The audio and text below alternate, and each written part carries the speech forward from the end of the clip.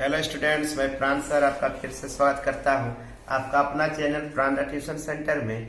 कल हमने देखा था स्वपोषी के बारे में, जिसमें जाने थे पेड़ पौधे किस प्रकार से अपना भोजन स्वयं बनाते हैं। वातावरण से कार्बन डाइऑक्साइड जल लेके सूर्य की उपस्थिति और क्लोरोफिल की उपस्थिति में कार्बोहाइड्रेट, ऑक्सीजन, जल और ऊर्जा के रूप में मुक्त करते हैं। तो वहां तक हमने कल समझे थे। आज हम लोग उससे आगे विषम पोषी पे चर्चा करेंगे।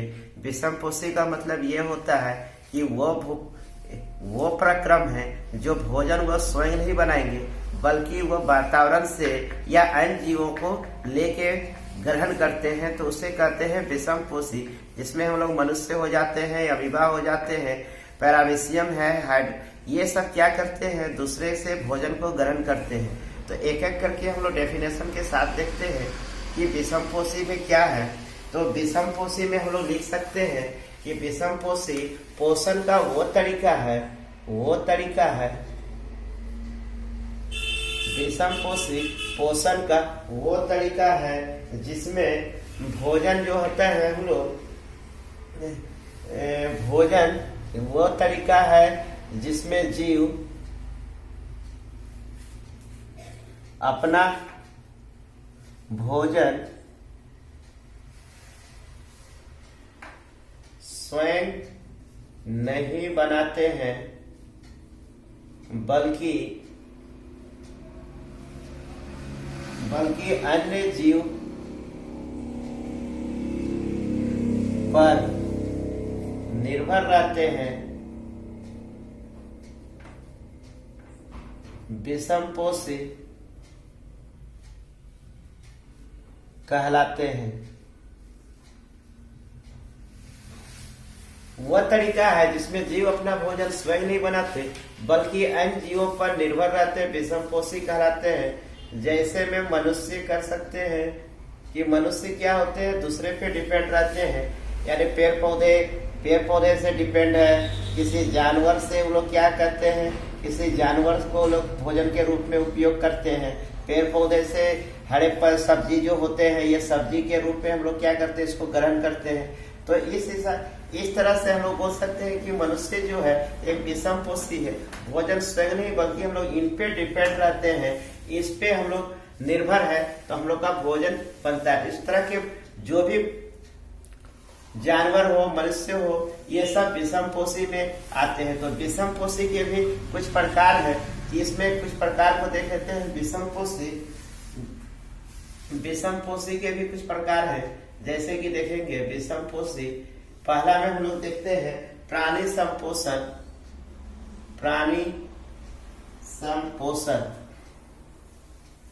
दूसरा देखते हैं मृतजीवी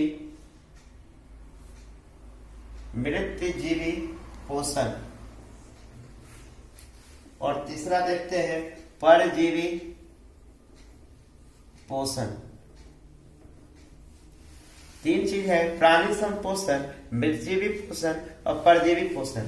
एक एक करके देखते हैं कि तीनों में अंतर क्या होता है। पहला देखते हैं प्राणी संपोषण।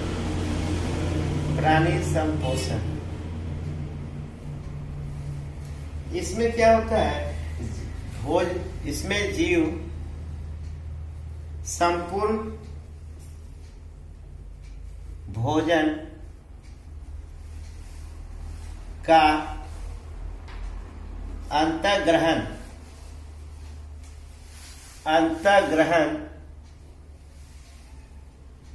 करते हैं तथा उनका पाचन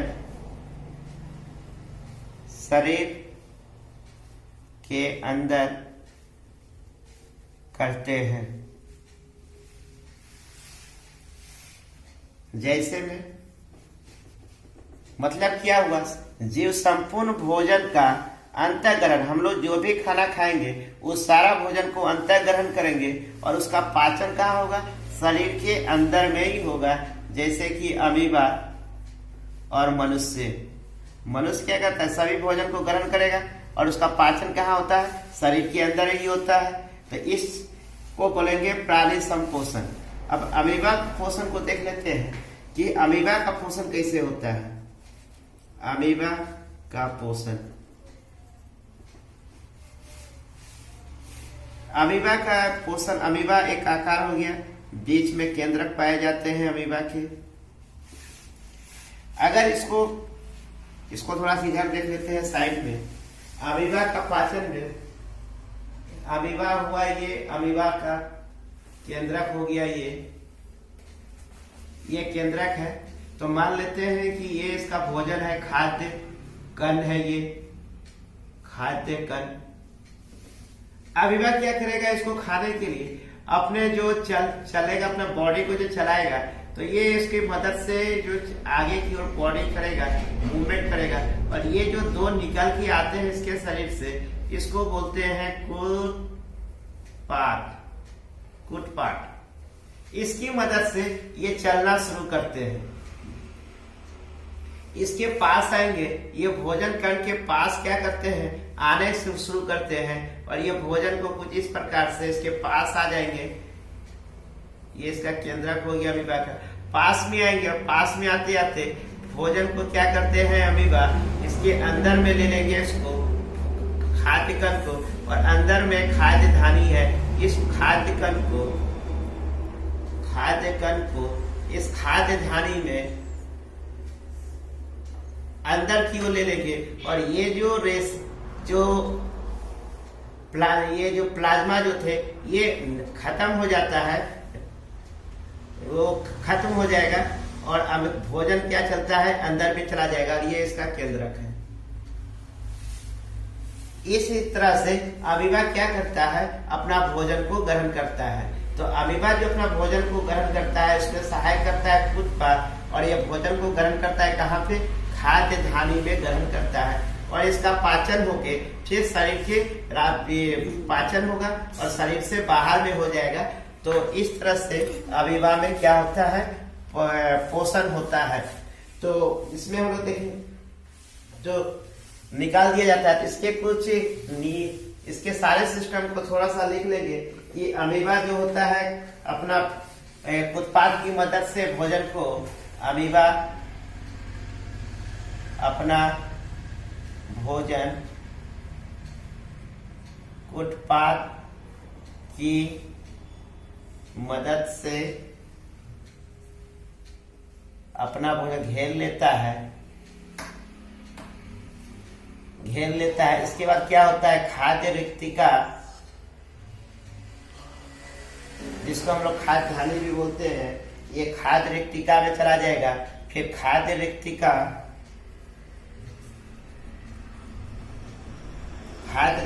में जटिल पदार्थ, जो भोजन के जो जटिल पदार्थ है, ये जटिल पदार्थ का विघटन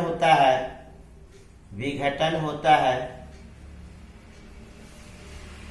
उसके बाद होगा पचा हुआ अपचस, जो खाना जो गति करेगा। और ये बाद में ये पदार्थ क्या होगा, विघटन होने के बाद इसका शरीर की ओर गति करता है अपचस। भोजन पूरे शरीर में गति करेगा, भोजन गति करता है। और लास्ट में शरीर के बाहर इसका निष्कासन कर दिया जाता है। और शरीर से बाहर अपचस भोजन, पचे भोजन का निष्कासन या निष्कासित कर दिया जाता है। तो इस प्रकार से हम लोग देखें अमीबा में पोषण होता है। सबसे पहले कुटपाट की मदद से वो अपना भोजन को घेरेगा, खाद्य रिक्तिका बनाएगा, भोजन को इसके अंदर ले लेगा। खाद्य रिक्तिका में भोजन में जो जटिल पदार्थ जो थे उसका अपघटन करेंगे, विघटन करता है। फिर विघटन होने के बाद पूरे शरीर में भोजन का जो गति करेंगे और इससे ऊर्जा प्राप्त करेंगे। और लास्ट में जो पच गए भोजन होते हैं उसको शरीर से बाहर निष्कासित कर दिए जाते हैं। तो इस प्रकार से अमीबा में पोषण होते हैं। अब हम लोग नेक्स्ट देखते हैं मृतजीवी पोषण। तो इसको साफ कर लेते हैं, उसके बाद देखते हैं मृतजीवी पोषण।